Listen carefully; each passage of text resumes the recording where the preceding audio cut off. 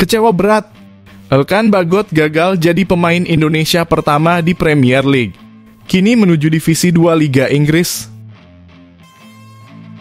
Kabar gembira, Shin Tae-yong sembuh dan segera kembali ke Indonesia. Apa rahasia besar di balik kembalinya sang pelatih pada 12 Agustus? Ini dia, Shin Tae-yong ungkap target ambisius timnas Indonesia di kualifikasi Piala Dunia 2026. Grup neraka bukan masalah. Jay Itzes bongkar rahasia timnas Indonesia hadapi lawan-lawan mengerikan. Apakah ini awal kesuksesan skuad Garuda? Skandal bikin gempar. Kebiasaan supporter timnas Indonesia yang bikin Shin Tae-yong terkejut. Warga Korea tak percaya dengan fenomena ini. Timnas Indonesia U19 guncang Piala AFF. PSSI klaim ini bukti kami kian unggul di semua level. Apa rahasianya? Ini baru top. PSSI dorong Jens Raven habis-habisan di AFF. Apakah ini pertanda ia siap mengguncang kualifikasi Piala Dunia 2026 bersama Shin Tae-yong? Skandal baru timnas. Pemain timnas Indonesia U19 dilarang sombong. Apa yang membuat kemenangan besar di laga perdana menjadi isu besar?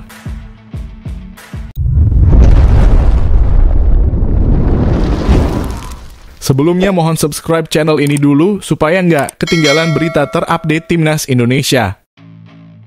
Kecewa berat.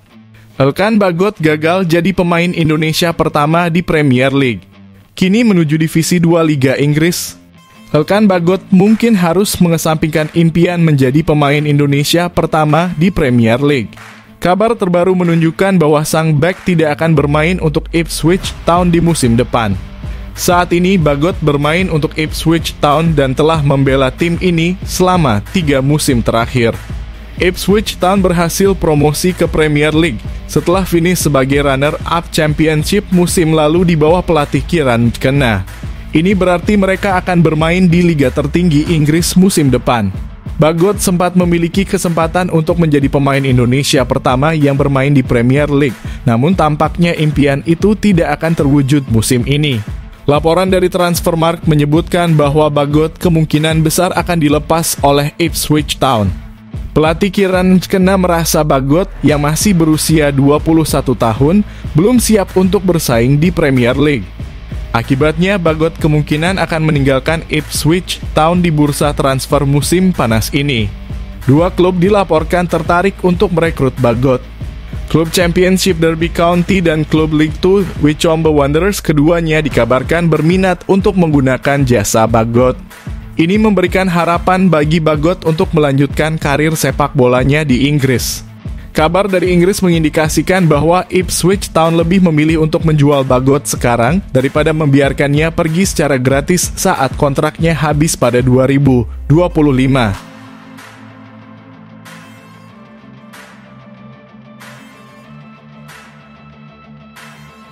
Kabar gembira, Shin Tae-yong sembuh dan segera kembali ke Indonesia.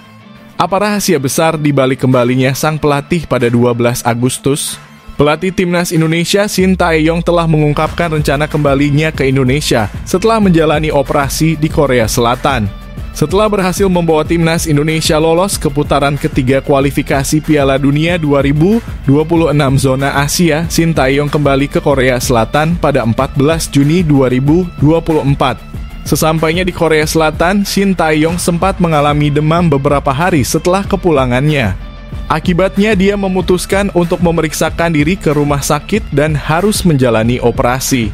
Shin Tae-yong menjelaskan bahwa dia saat ini fokus pada pemulihan setelah operasinya.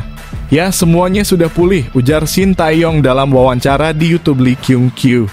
Setelah memastikan kesehatannya membaik, Shin Tae-yong siap kembali ke Indonesia untuk mempersiapkan timnas Indonesia. Meskipun PSSI sebelumnya berharap dia bisa kembali sebelum Piala Presiden dimulai, rencana itu tidak terwujud. Asisten pelatih timnas Indonesia Nova Arianto sebelumnya mengatakan bahwa Shin Tae-yong akan kembali pada 21 Juli. Namun Shin Tae-yong secara tegas menyatakan bahwa dia akan kembali ke Indonesia pada 12 Agustus 2024.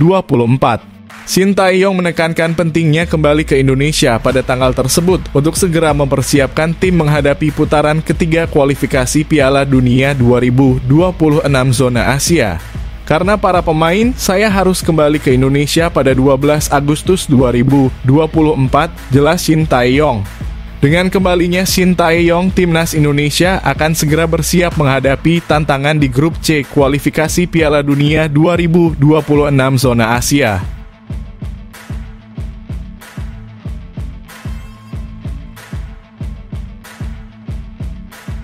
Ini dia, Shin Tae-yong ungkap target ambisius timnas Indonesia di kualifikasi Piala Dunia 2026. Posisi 3 atau 4 di grup C realistis.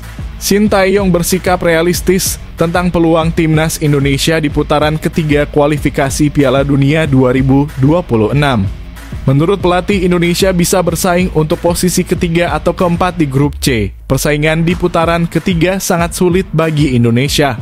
Di grup C, Indonesia akan bertanding melawan 3 tim langganan Piala Dunia, yaitu Jepang, Australia, dan Arab Saudi. Jepang telah 4 kali mencapai babak 16 besar dalam 7 partisipasi di Piala Dunia. Australia juga pernah 2 kali melaju ke 16 besar dalam 6 partisipasi di putaran final. Selain itu, Indonesia juga harus menghadapi Bahrain dan Cina di grup C. Menurut saya tidak masalah karena kami tidak menargetkan posisi 1 atau 2 di grup C, ujar Shin Tae-yong dalam YouTube Lee Kyung-kyu. Kami lebih baik melawan tim yang lebih kuat seperti tim peringkat 1 atau 2.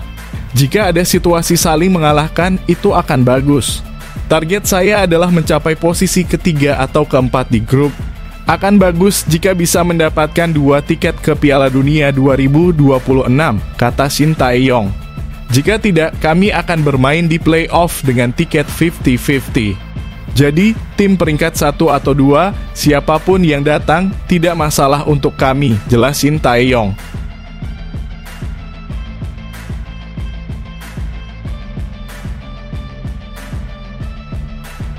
Grup neraka bukan masalah. Jay Itzes bongkar rahasia timnas Indonesia hadapi lawan-lawan mengerikan. Apakah ini awal kesuksesan skuad Garuda? Itzes menyatakan bahwa bertanding melawan tim-tim besar adalah kesempatan bagi Indonesia untuk menempatkan diri di peta sepak bola Asia. Back timnas Indonesia, Jay Itzes menyadari bahwa skuad Garuda akan menghadapi tantangan besar di putaran ketiga kualifikasi Piala Dunia 2026 zona Asia. Kekhawatiran Itzes terbukti benar karena Indonesia tergabung dengan sejumlah tim kuat yang masuk 10 besar Asia berdasarkan peringkat terbaru FIFA. Itzes mengungkapkan bahwa ia sudah merasa timnas senior akan masuk ke grup yang sulit berdasarkan posisi pot Indonesia dalam undian. Ada 6 pot dengan masing-masing 3 tim dan kami berada di pot terakhir bersama negara-negara lain yang berada di peringkat FIFA terendah. Dari setiap pot lainnya, lawan-lawan yang lebih kuat akan menghadapi kami. Di atas kertas, tim ini selalu menjadi yang paling sulit, ujar Itzes dalam wawancaranya dengan Football Zone. Meskipun berada di grup yang paling sulit, Itzes tetap optimis bahwa timnas senior bisa melangkah ke babak berikutnya. Setidaknya pertandingan melawan 5 tim tersebut akan mengukuhkan posisi Indonesia di peta sepak bola Asia. Bagi kami ini adalah peluang baru untuk membawa Indonesia lebih maju lagi. Kami melihatnya sebagai tantangan yang bagus. Tujuan kami sudah jelas, tapi kita lihat saja sejauh mana pencapaian kami, tegas Jay Itzes.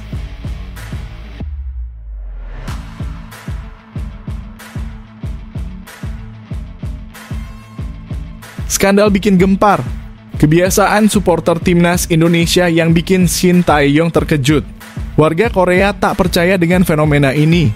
Bagi para supporter timnas Indonesia, Shin Tae-yong adalah sosok yang istimewa. Coach Shin dianggap memiliki peran penting dalam perkembangan prestasi tim Garuda belakangan ini. Dalam beberapa pertandingan terakhir timnas Indonesia, Shin Tae-yong mendapatkan perlakuan spesial. Namanya diteriakan oleh supporter yang memenuhi stadion utama Gelora Bung Karno. Para pemain timnas Indonesia juga melakukan sesuatu yang manis. Mereka mengangkat tubuh Shin Tae-yong dan melemparkannya ke udara. Sintayong merasa terharu dengan perlakuan tersebut. Hal ini diungkapkan oleh pelatih berusia 53 tahun itu di kanal YouTube aktor senior Korea Selatan Lee Kyung-kyu belum lama ini. Supporter Indonesia seperti militan. Saat di sana saya diterbangkan oleh pemain. Supporter memanggil nama saya dan menyanyikan chant saya, jelas Sintayong. Pengalaman yang dialami Sintayong ini cukup unik.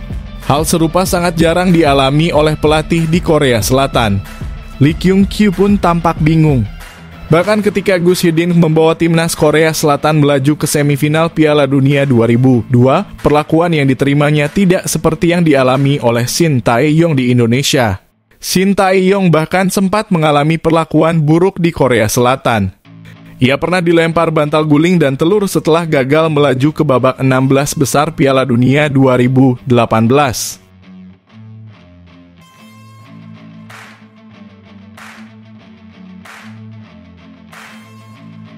Timnas Indonesia U19 guncang Piala AFF. PSSI klaim ini bukti kami kian unggul di semua level. Apa rahasianya?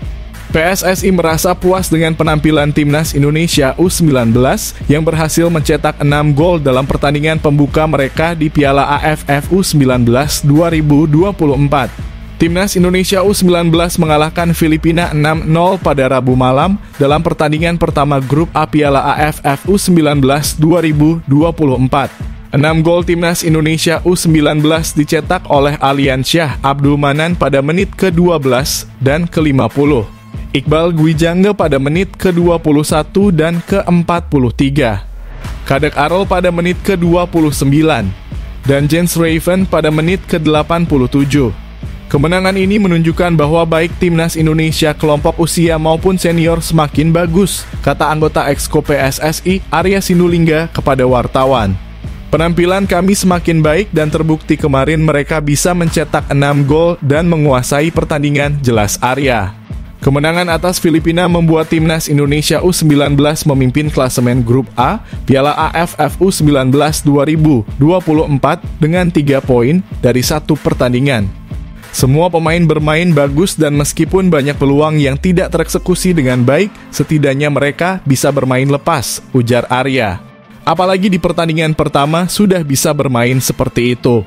Semoga di pertandingan kedua bisa lebih baik lagi, jelas Arya. Pada pertandingan kedua grup A Piala AFF U19 2024, Timnas Indonesia U19 akan melawan Kamboja di Stadion Gelora Bung Tomo pada Sabtu malam 20 Juli besok.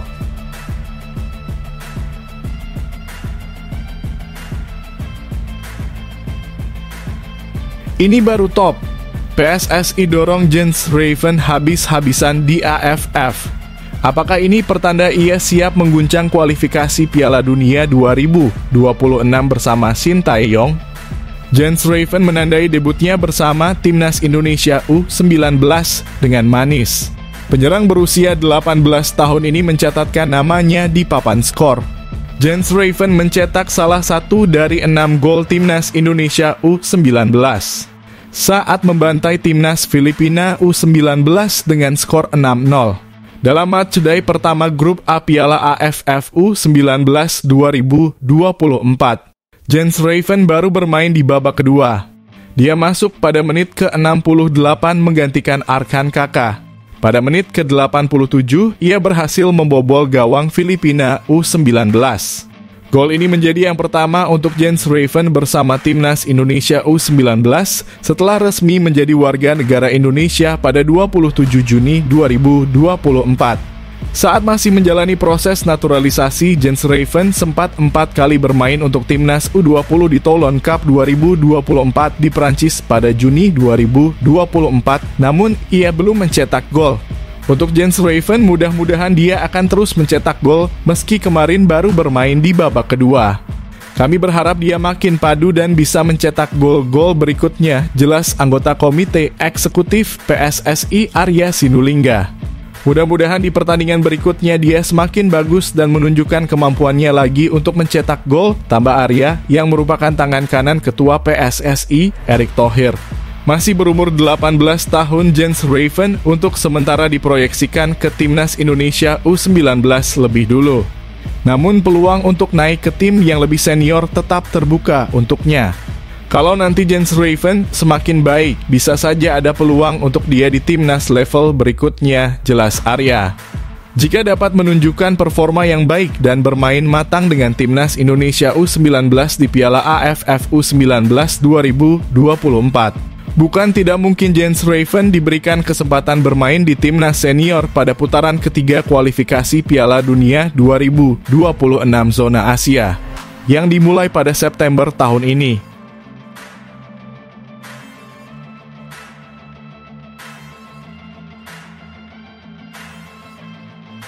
Langkah gemilang, baru saja hancurkan Filipina, timnas Indonesia U19 bersiap fokus hadapi Kamboja. Apa rencana besar berikutnya? Pelatih timnas Indonesia U19 Indra Syafri menyatakan bahwa timnya akan fokus penuh pada pertandingan melawan Kamboja dalam lanjutan Piala AFF U19. Pertandingan ini akan berlangsung di Stadion Gelora Bung Tomo, Surabaya pada Sabtu 20 Juli besok. Sebelumnya, timnas Indonesia U19 berhasil menang telak 6-0 atas Filipina. Sementara itu, Kamboja kalah tipis 2-3 dari Timor Leste. Indra Syafri menyampaikan bahwa timnya akan mempersiapkan diri dengan maksimal untuk laga melawan Kamboja. Menurutnya, timnas Indonesia U19 tidak boleh meremehkan lawan dalam pertandingan nanti. Kamboja mungkin tim yang bagus. Saya pikir harus diwaspadai. Sepak bola itu sangat dinamis. Saya setuju Kamboja jangan dianggap remeh, kata Indra Syafri. Pria yang juga menjabat sebagai Direktur Teknik PSSI itu menekankan bahwa timnya harus meraih hasil maksimal melawan Angkor Warriors julukan Kamboja untuk menjaga peluang lolos ke babak selanjutnya. Saya tekankan kepada semua pemain, kita harus menjaga grup ini karena yang lolos hanya juara grup. Satu kali saja lengah bisa berbahaya, tegas Indra Syafri. Indra Syafri memastikan bahwa timnas Indonesia U19 akan bekerja keras untuk menampilkan performa terbaik saat melawan Kamboja. Dia juga meminta timnya untuk tidak lengah selama pertandingan. Jadi, lawan Kamboja kami akan jauh lebih serius, apalagi nanti lawan Timor Leste, jelas Indra Syafri.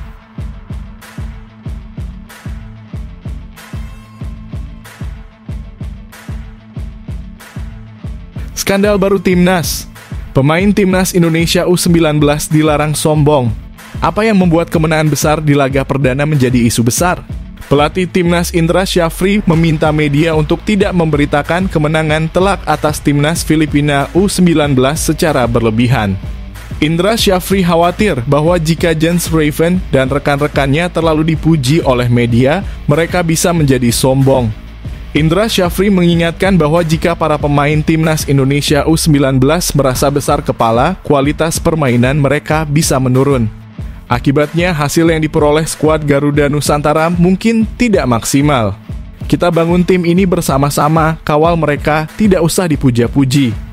Jadi saya mohon dengan sangat kepada para awak media, jangan sampai para pemain ini merasa jemawa setelah laga perdana ini, terus merasa hebat, kata Indra Syafri. Indra Syafri menegaskan bahwa tim masih membutuhkan waktu panjang untuk menyiapkan generasi baru pemain-pemain tim nasional Indonesia. Sebagai pelatih, ia sangat memahami pentingnya menjaga sikap dan mentalitas pemain. Alasan Indra Syafri meminta hal ini adalah karena perjalanan timnas Indonesia U19 masih panjang dan penuh tantangan. Salah satunya adalah kualifikasi Piala Asia U20 2025 yang akan berlangsung pada 25 hingga 29 September 2024. Kemenangan atas Filipina U19 membuat timnas Indonesia U19 memimpin klasemen sementara grup A Piala AFF dengan mengumpulkan 3 poin. Sama seperti Timor Leste U19 yang berada di posisi kedua. Tantangan berikutnya bagi timnas Indonesia U19 adalah menghadapi Kamboja U19. Pertandingan ini akan dimainkan di Stadion Gelora Bung Tomo, Surabaya pada Sabtu besok pukul 19.30 waktu Indonesia Barat.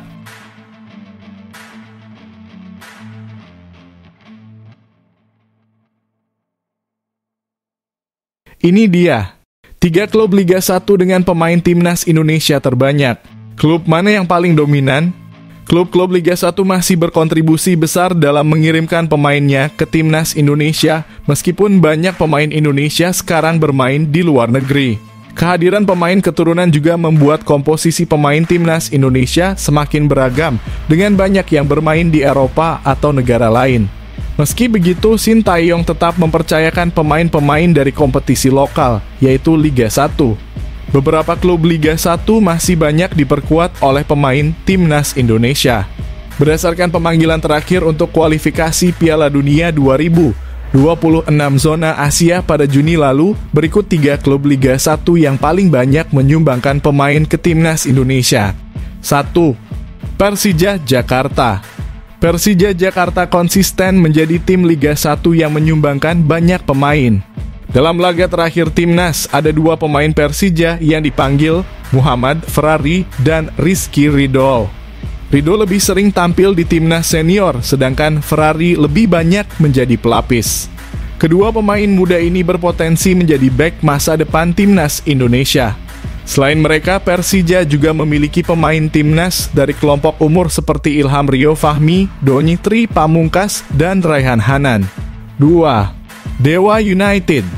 Dewa United mengirim 2 pemain ke timnas Indonesia dalam pertandingan terakhir, yaitu Ricky Kambuaya dan Egy Maulana Fikri.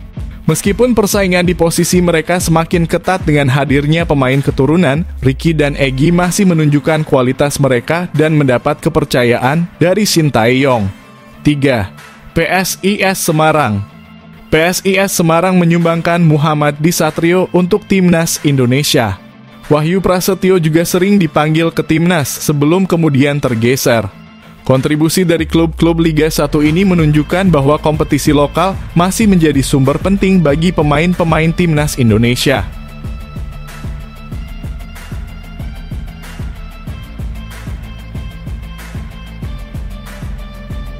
Sensasional! Timnas Indonesia siap gegerkan dunia. Berapa poin yang dibutuhkan untuk masuk 100 besar FIFA? Hasil ranking FIFA terbaru per Juli 2024 menunjukkan kemajuan bagi timnas Indonesia. Tim Garuda kini naik 1 peringkat ke posisi 133 dunia dengan total poin 1108 berdasarkan rilis resmi pada Kamis 18 Juli lalu. Meskipun menembus 100 besar ranking FIFA masih memungkinkan, timnas Indonesia di bawah asuhan Sintayong perlu terus berusaha keras untuk mencapainya. Saat ini timnas memerlukan tambahan sekitar 110 poin untuk masuk ke 100 besar, mengingat timnas Trinidad and Tobago yang berada di posisi 100 memiliki total poin 1219. Peluang untuk meraih tambahan poin terbuka lebar, terutama karena timnas Indonesia akan berkompetisi di babak ketiga kualifikasi Piala Dunia 2026. Dalam babak ini mereka akan menghadapi tim-tim kuat yang memiliki peringkat jauh di atas mereka seperti Jepang, Australia, Arab Saudi, Bahrain, dan Cina. Ini adalah kesempatan berharga bagi Marcelino Ferdinand dan rekan-rekannya, karena tim dengan peringkat lebih rendah akan mendapatkan poin lebih banyak jika mengalahkan lawan dengan peringkat lebih tinggi. Jika timnas Indonesia mampu meraih hasil bagus di babak ketiga dan finish di posisi 3 atau 4 di grup C, mereka masih memiliki peluang untuk melanjutkan ke babak keempat kualifikasi Piala Dunia 2026.